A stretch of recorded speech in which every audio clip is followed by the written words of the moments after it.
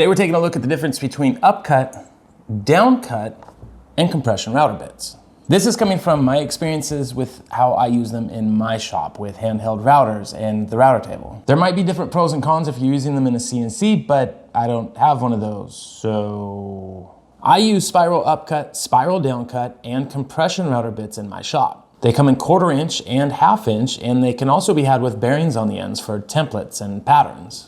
Spiral upcut bits pull chips and wood fibers in an upward motion, or better to be thought of as towards the router motor. Spiral downcut bits push wood fibers and chips away from it. That means an upcut bit is going to help clear chips away from the cut a little better, but potentially have a rough top edge. And downcut bits will leave a nice clean top edge, but will cram debris down into the cut. And that's because as they spin, the cutting edge is slicing in an upwards or downwards motion, depending on the bit, and the unsupported wood fibers on top or on bottom get pulled into the direction that the cutting edge is slicing. So if you're routing a trench or a mortise, an upcut bit might be more beneficial so that it can pull the chips out of the mortise as you go, not only giving you a cleaner cut, but keeping the bit cooler and prolonging its life. However, if the edges of that mortise will be seen and it's critical for the edges to be as crisp as possible, starting out with a downcut bit first will give you the cleanest edges possible on the face of that material. Then you could switch to an upcut bit and continue routing. Vulnerable plywood face veneers can be saved by using the right bit as well. You can see here on this Baltic birch where the upcut bit has left a nasty edge where the wood fibers have been lifted up, while the downcut bit has sheared those same fibers off and left a nice clean, crisp edge. However, if you look at the bottom side of those same cuts, you'll notice there's a much different story to be told. The upcut leaves a beautiful bottom edge and the downcut leaves a rugged one. So how can we get crisp, clean edges both on the top and on the bottom? Well, we have two options. We can use a downcut bit with a sacrificial board underneath, or we can just use a compression bit. A compression bit starts out about 1/4 of the way up as a spiral upcut, followed by a downcut the rest of the way. In plywood, this is the best of both worlds because you get a nice crisp edge both top and bottom. However, that only works if you're cutting full depth.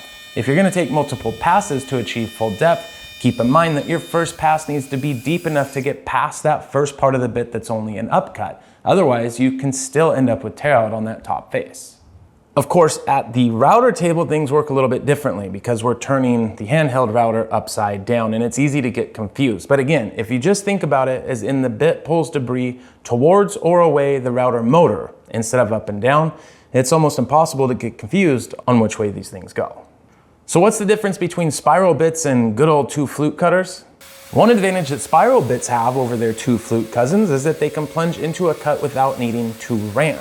Traditional straight bits are great, and I use mine all the time, but in order to plunge, they work best cutting into the plunge at an angle, or a ramp, so that the end of the cutters can nibble away material that would normally be left uncut.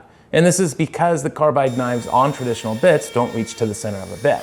With spiral bits, you can plunge directly into the workpiece as deep as you need to go and continue routing. This is especially beneficial when routing small pockets or mortises where the length of the cut may not be long enough to use the ramp method very effectively. Spiral bits also excel at leaving a beautifully finished surface with less tear out, especially in figured wood and grain direction changes.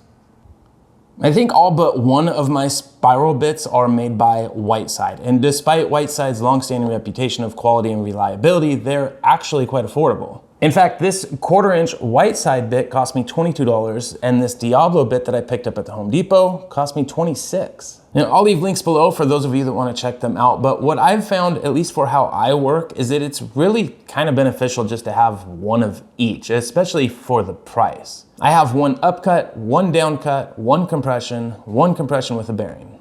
And this gives me plenty of options for whatever the task without breaking the bank.